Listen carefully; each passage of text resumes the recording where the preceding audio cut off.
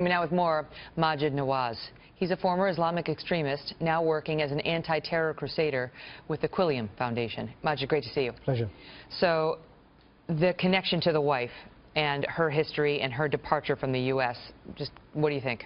Well, as we've just heard, it's not something unusual. And actually what we need to be aware of is that with the process of radicalization, I think it's almost impossible for close family members, especially spouses, to not notice anything. And in most cases, they are aware and in some cases sympathize with their radicalized spouse. And all of the indications here point to awareness at least. What do you make of the discussion we had in our last block about this guy traveling to, Pakistan, to Quetta, coming back, didn't get on anybody's radar, called a terrorist by his father, no problem apparently for the FBI? Megan, you see, the city of Quetta isn't just a city you go and visit in Pakistan. I'm of Pakistani origin.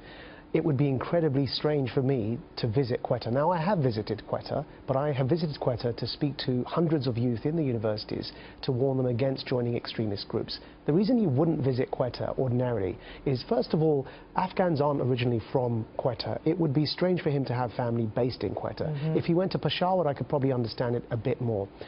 But secondly, it's a conflict zone. It's like the average American getting up and going to see Belfast at the height of the troubles in Northern Ireland. It's a war zone. There's currently a civil war going on in Quetta. That in itself should have raised alarm bells for American authorities. You know, we've been talking on the show the past couple of days about whether we are turning into Israel, and we can expect more of these attacks, and this is the new reality. What do you think?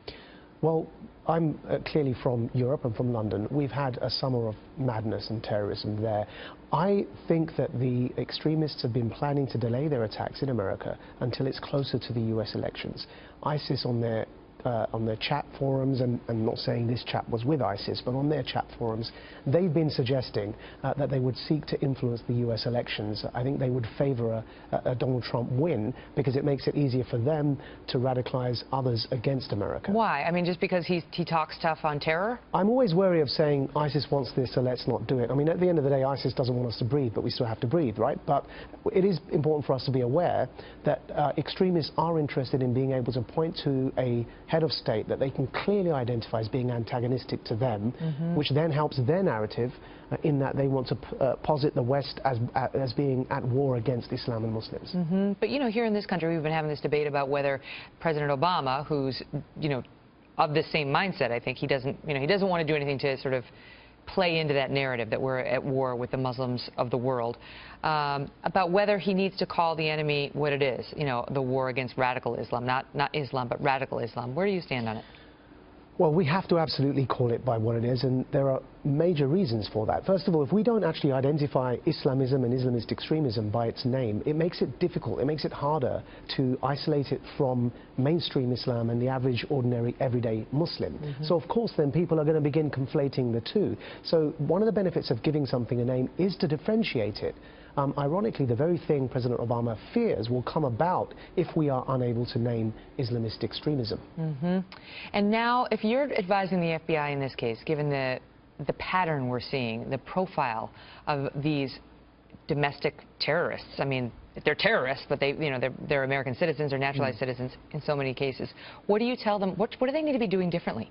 Well, I think behavioral and psychological profiling is what we need to be looking at here, because, of course, as we just saw, even with your short film before, Catherine Russell, a white American, who seemed to have been aware of her husband's sort of desire to die as a martyr, but we also know that there have been white, blonde-haired, blue-eyed terrorists.